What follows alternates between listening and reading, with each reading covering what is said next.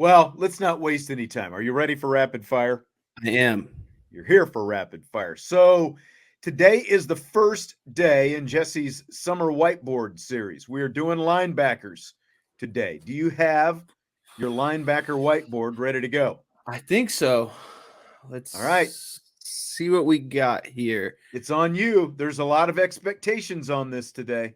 I'll Not to try put to too much make pressure on you. this as interactive as possible. All right. Throw this up there and let's fill up the screen.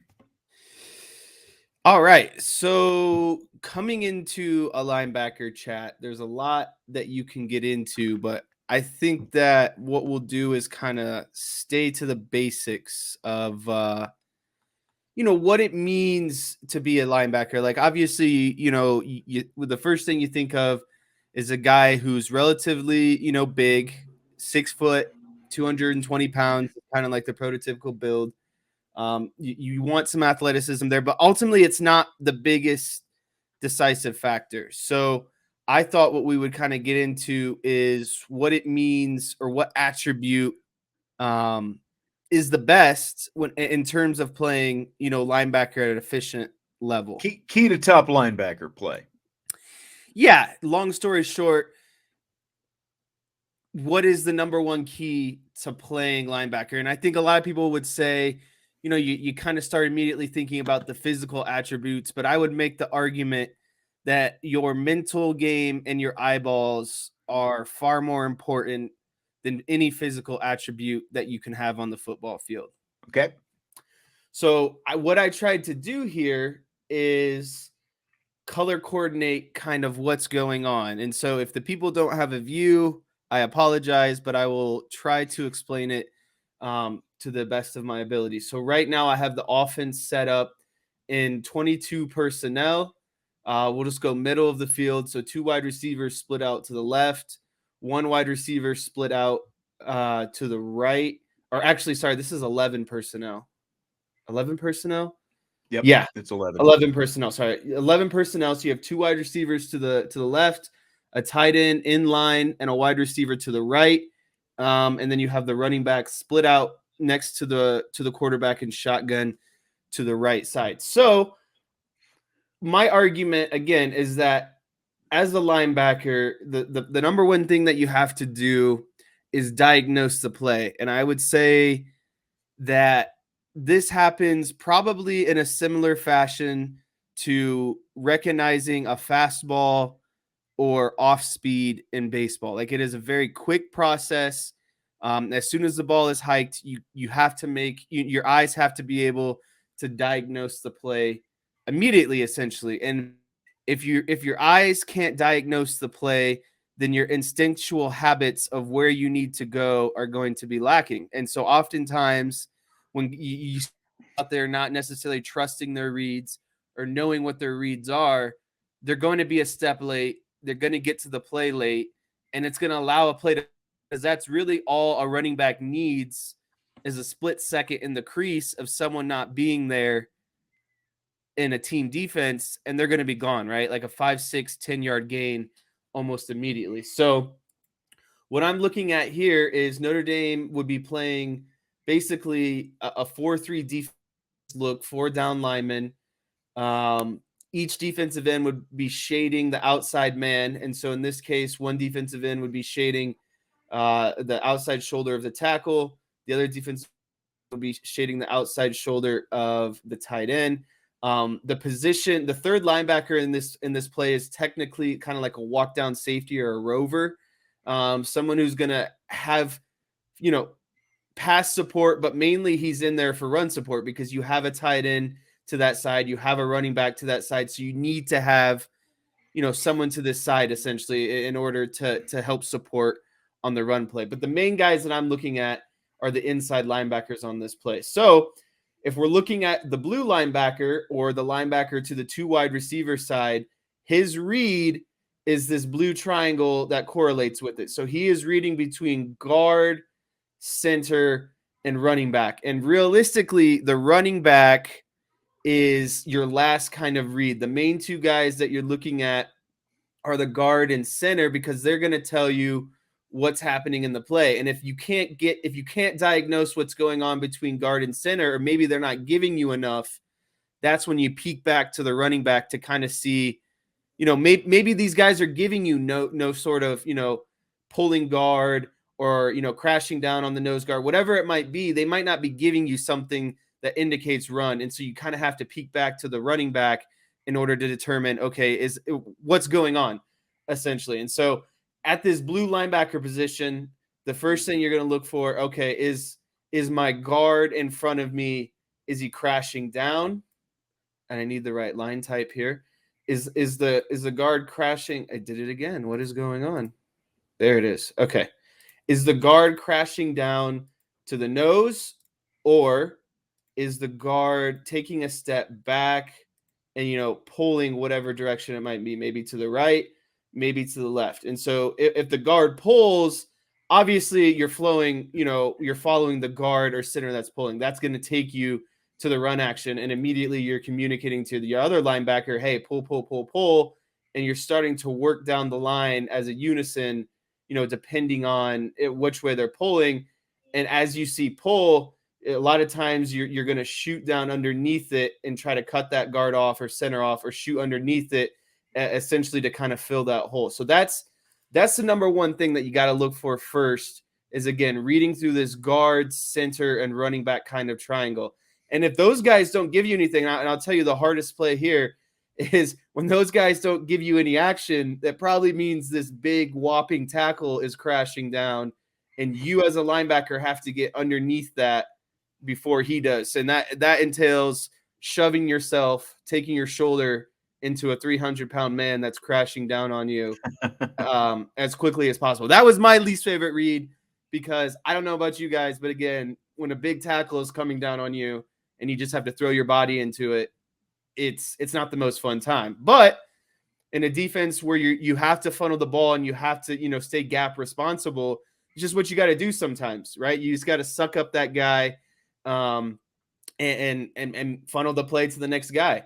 So that's the blue side linebacker. The green side linebacker, to the tight end and one wide receiver side. Again, you're working through the same kind of triangle: guard, center, running back. And as soon as you see something on your side, you obviously immediately have to, communicate it to the linebackers next to you, because that's, again, pulling guards and centers are like the jackpot to linebackers. It makes your read so easy because they're going to take you to the play most oftentimes. Like, are there teams sometimes that, decoy a pull? Sure. But I mean, that's like 1 in every 10 times. Like, they're going to show you where the play is going majority of the time. So you read through your guard, center, and running back to diagnose the run play. Okay. So say you go through that progression and you notice, again, this is a 1 to 2 second read.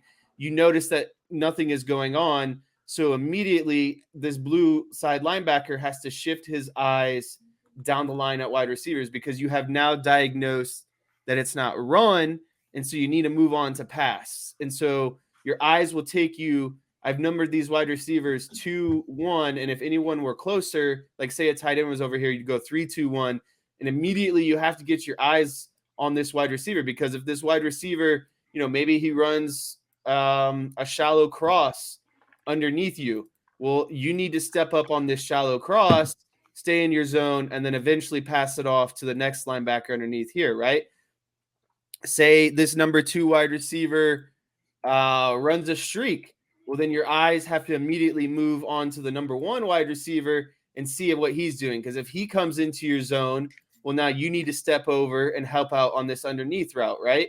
And so you're immediately, you have to diagnose the route concept to your side of the field. And it starts with the closest wide receiver and then works its way down, to the non-closest wide receiver, essentially. And say both of these guys, vacate your zone. Maybe there's double streaks, right? Well, that means something is going to work its way to you eventually. Unless they're running all streaks, this linebacker kind of has to eventually work into the hole, or maybe he's keeping his eyes on this running back and seeing if he's going to come out into this flat. Because if he comes into that flat, more often than not, you have to be underneath it. And especially in man. In a man concept, the linebacker's number one responsibility is the running back. That's going to be their guy. And so you have to keep eyes on that running back at all times possible. So that's blue side of the field. Now, if we go over to the green side of the field, what you have to do with this tight end is, since you are so close to him as a green side linebacker, and this goes for any pass route, but even more so for something like this with this tight end being so close, is you have to intersect that tight end in a pass play and do everything you can to get your hands off of him and give him what's called a reroute, because then that gives your safety and your rover linebacker the ability to kind of recover, because you're providing them an extra step by knocking this tight end or whoever it might be, wide receiver, off of their course and allowing everyone else to recover. So, maybe this tight end runs a streak, right? Okay, that's fine. He's vacating my zone, but I'm still going to get my hands on him. And immediately after I get my hands on him, I'm looking over to the next wide receiver to see if he's going to occupy my zone after the tight end leaves the zone. And so even though someone is leaving your zone, there's often a good chance that if they're leaving, someone else is coming. So your eyes have to immediately shift to the next threatening wide receiver. And so this is all in a span of, a few seconds. We're looking at our triangle, guard, center, running back. We're diagnosing, is this a run or pass play? Immediately, if we notice, pulling guards, pulling centers, we need to follow that action and lead it to the run play. And then if we don't see that action, okay, then we've determined pass, and we need to immediately shift our eyes to this route concept and diagnose the route concept and figure out who's coming to you, all while in the meantime, again, trying to do what we can to disrupt this first immediate threat of a route, get our hands on them, and allow the rest of the covering defense or the coverage defense the ability to recover and get to their zone as well. And this is why I think that your eyes and mental game and diagnosing the play is far more important than any physical attribute that there is. Because if you can't diagnose the play, well, it doesn't really matter, because you're not going to get there because you don't know what's going on. Boom. Shabam. Good stuff. I was trying to go in a slow and steady pace. So I hope, usually I have a bad habit of going really fast. So I hope that was slowed down and condensed for the viewers. But again, the main thing that I was getting at is the linebackers have to diagnose the play with their eyes before anything else. In a very short amount of time. Very short. And that's why my analogy is like as a hitter, you're diagnosing fastball and off speed in such a short amount of time. I would say it's pretty similar as a linebacker, diagnosing run pass and then getting your eyes, if it is a run, getting your body to where it needs to be based off of pulling action. And if it's pass, getting your eyes to the wide receivers and diagnosing, whatever route concept is happening. All right. Good stuff.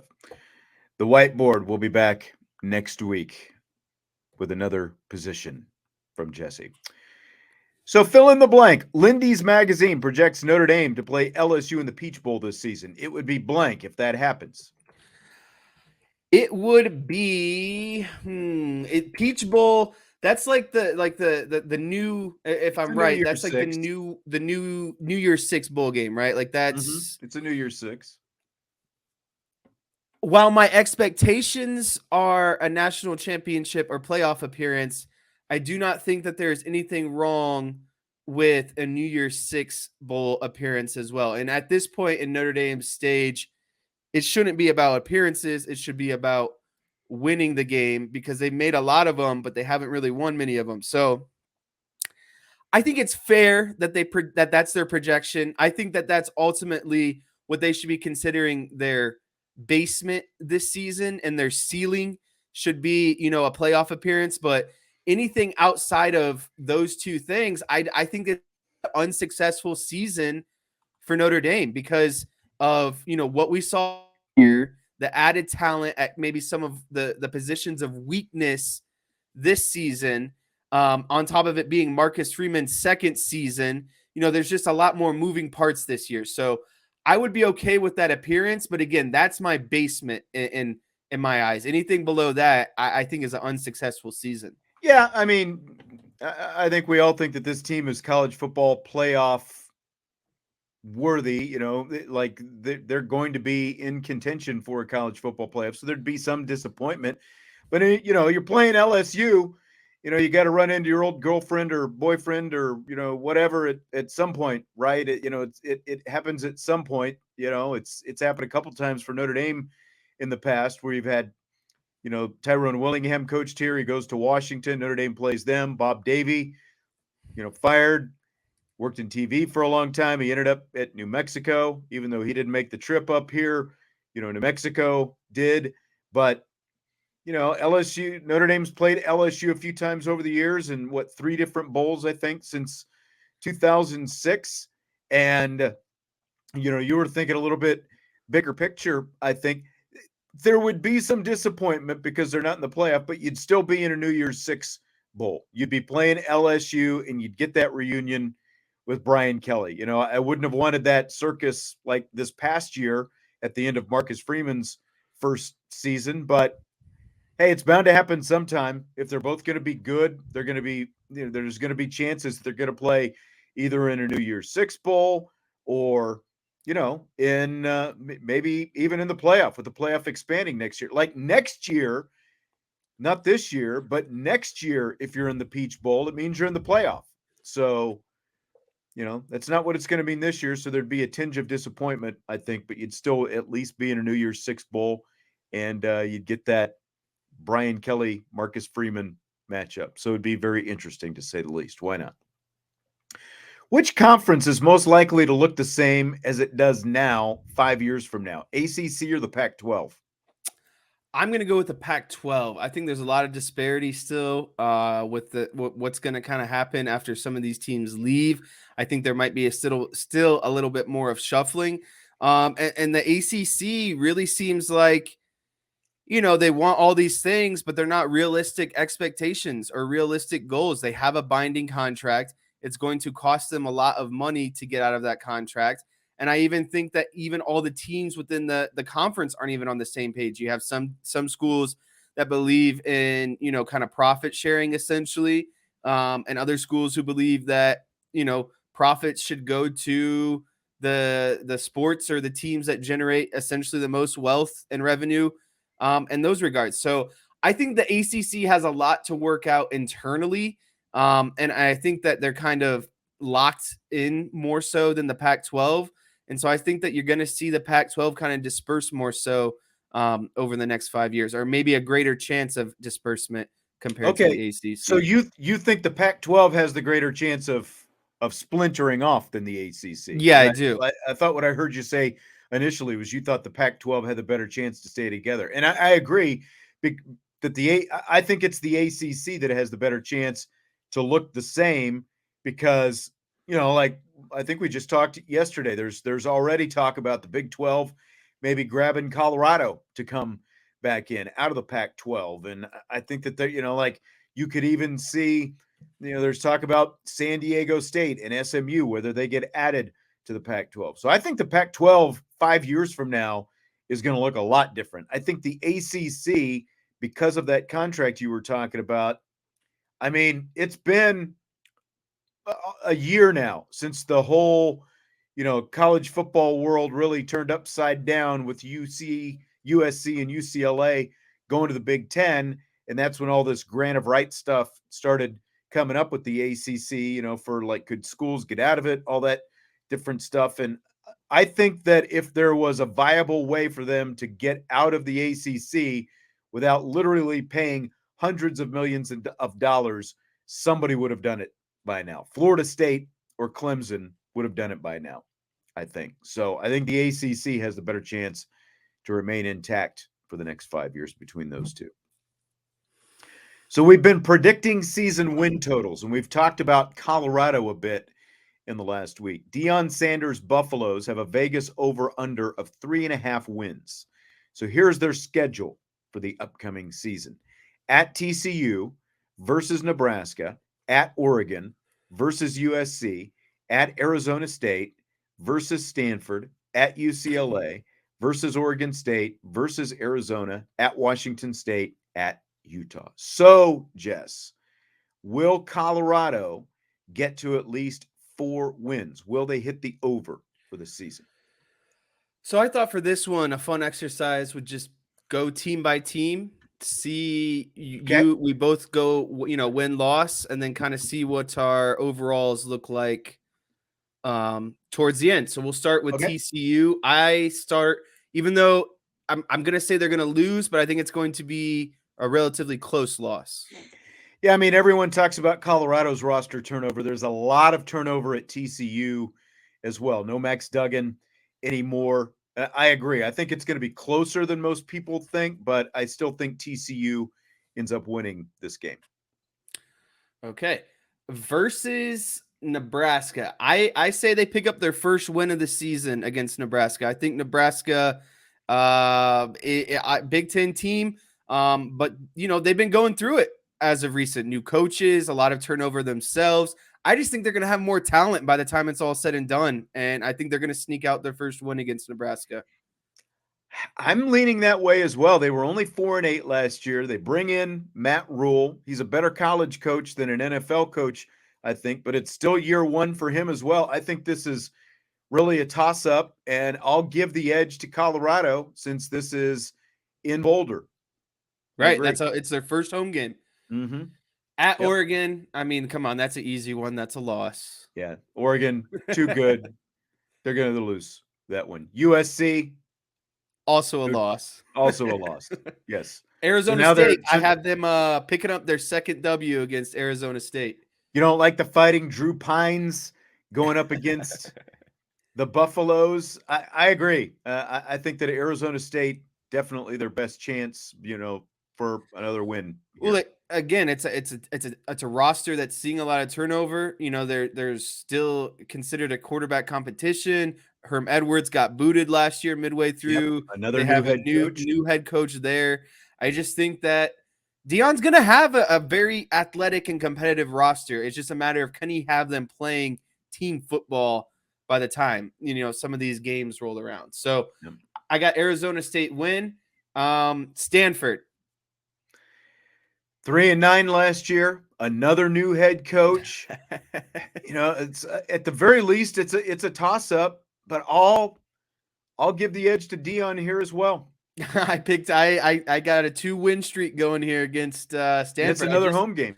Yeah. I just think that Stanford, again, another head coaching turnover. I don't think that roster is going to be in good shape. I think that Stanford has been fortunate with Jim Harbaugh and then, getting a good amount of what they got out of, is it Shaw? I believe is David Shaw. Mm-hmm. And, he struggled his last couple of years. So I don't think the new guy in is going to do any better than what Shaw did leaving. And I think Stanford is actually going to be pretty bad here for the next couple seasons. I think Colorado takes advantage of that and picks up their third win of the season. I don't know if Stanford ever recovers, to be quite honest. I don't either. Like Jim Harbaugh gave him the blueprint. I thought that the handoff from Harbaugh to Shaw, there might be some drop off. It took a lot longer to see that drop off than I thought it might. Shaw kept that going for a while, but they really by the end of David Shaw's tenure, they were back to what they were before Jim Harbaugh took over. And it's a tough place to win. There's not a lot of interest out there. Jim Harbaugh went against what the rest and Shaw continued it again, went against what the rest of the Pac-12 is doing with a much more physical, what they're doing at Michigan now, Midwestern style of football. And I just don't see Stanford being able to get back to that kind of winning, going a different route. Same. So now we are 3-3. And we are going on to UCLA. There's no chance against UCLA. Chip Kelly's offense, too high powered. They'll run all over. They'll score a lot of points. Team in the nation last year. Yeah. So that's a loss. Oregon State, that's a loss. I see a lot of people very high on Oregon State this year, actually. As like DJ Uiagalelei. DJ Uiagalelei. That's where he transferred. I didn't know that. Yep. I think that's why everyone is so hot. And they were a deceptive 10-3 last year as it was. I think Oregon State is a dark horse for the Big to 12. compete out there in the Pac-12 this year. I mean, it's going to be tough. You've got some good teams out there, obviously, between USC, Oregon, Washington, and UCLA, but I think Oregon State's going to be in that mix with them potentially this year. All right, moving on to Arizona. This is where I have them picking up their 4th win of the season. I think no so real as well. reason. Arizona's not a football school, and Yeah, they were a good running team or passing team rather last year, but they were only 5-7, and so I'm giving Deion win number 4 here as well. What about at Washington State the following week? No, they're not going to beat Washington State, and they're not going to beat Utah the week after that. So, but they got to 4 by our count, right? It's funny because we agreed on the same teams. And these are the ones, like, am I a little optimistic? I think I am, but I think the ones that we have them winning, Nebraska, Arizona State, Stanford, Arizona, I mean, there's a lot of common denominator there, schools that are kind of going through it just the same as Colorado. And I think that puts them on an equal playing field. And to be honest with you, as much as, Deion can be insufferable at times, I still think he's a great head coach. He's only proven results. He's going to get better talent here. He's cleaning up that roster. He's flushing out the guys who aren't going to buy into his philosophy. And by the time they get, halfway through the season, I think they're going to play more competitive games than not. I don't think you're going to see, Colorado just get blown out by everyone. I agree. I think that what gets the headlines is the massive roster turnover, but you've got enough other teams on the schedule with, coaching changes of their own as well. Not quite half, but you've got 4 different teams that they're going to play who also have head coaching changes this year, and they've got questions of their own. So at that point, I think the talent will just, whatever team is more talented will win. And I know that Deion is bringing in, these recruits. Yeah.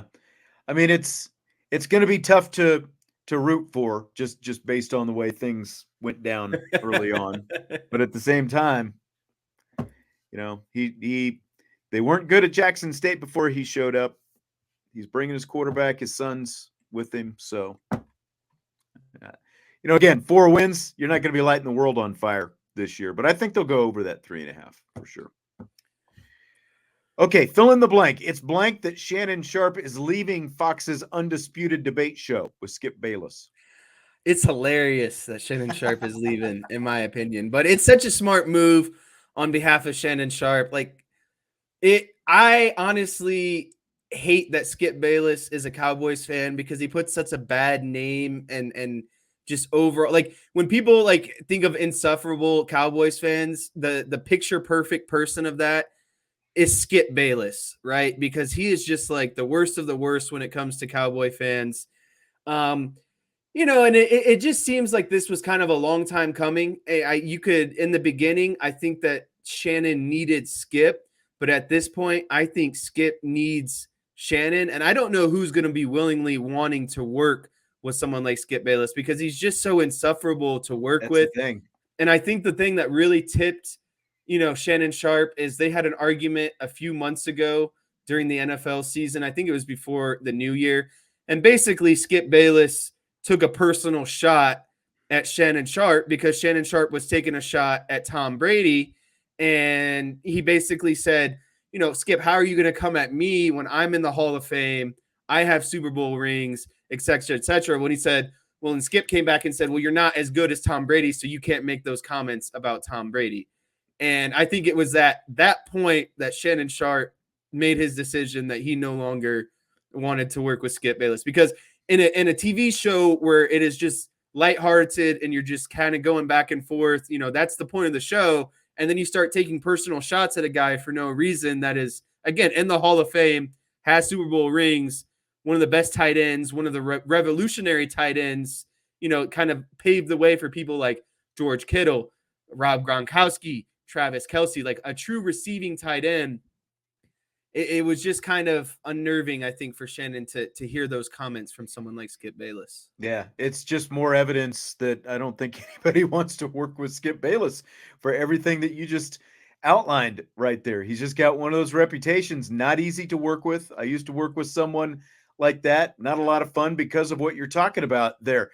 You know, like you want to debate topics, but you want to be able to keep it lighthearted and, not have it go, turn into to something that it doesn't need to be just because you say something, like you don't want it to turn into cheap shots and all that Just kind of because you stuff. disagree. Because yeah, exactly. And then what happens outside of that? Then it affects, like you shouldn't have what you say on a show talking about sports affect, what happens when you're off the air out in real life. And again, I've worked with a person like that. It ain't easy. And Skip Bayless has gone through a lot now at this point. It's going to be really interesting to see who he ends up with down there because, again, the list is short. I saw they were talking about LaShawn McCoy. I've seen him He's bad on what is that? Fox's speak. first, Yeah. speak or first things first or whatever it is. Yeah.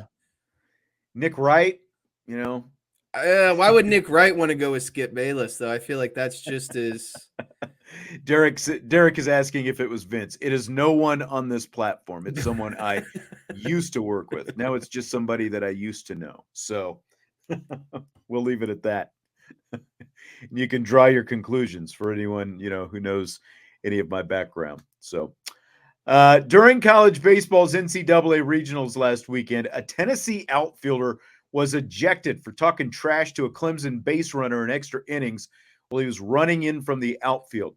It prompted former Virginia pitcher turned analyst Stephen Schoch to tweet, "If we're tossing someone for talking trash, the ump should have to announce what was said over the PA.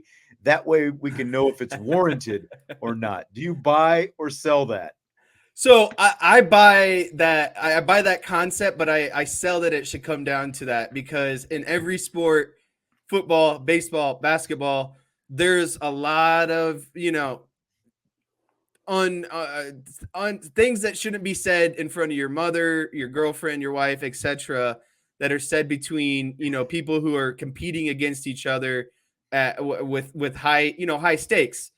And so I just think that it's just so petty because if you're gonna throw someone out for that, then you're basically saying that there should be no dialogue between players at all. There should be no banter between players. Right. It should the only communications that you should have are between each other, because where do you draw the line of what's too far and what's not too far? Because I like I said, I've been on plenty of fields. There's plenty of things that are said, and there's plenty of things that referees hear, and more often than not, they just say, "Hey, I don't want to hear that. If you're going to say that, yeah, that's right. Keep that between you two. I don't need to hear that." And so for the umpire to take the next step in a regional game between two, high caliber teams, it's just, again, going back to the underlying concept that umpires think that they need to have more say in the game than what they do. Their job is to be there, enforce the rules of, balls and strikes, fair or foul, etc. But when it comes to tossing guys out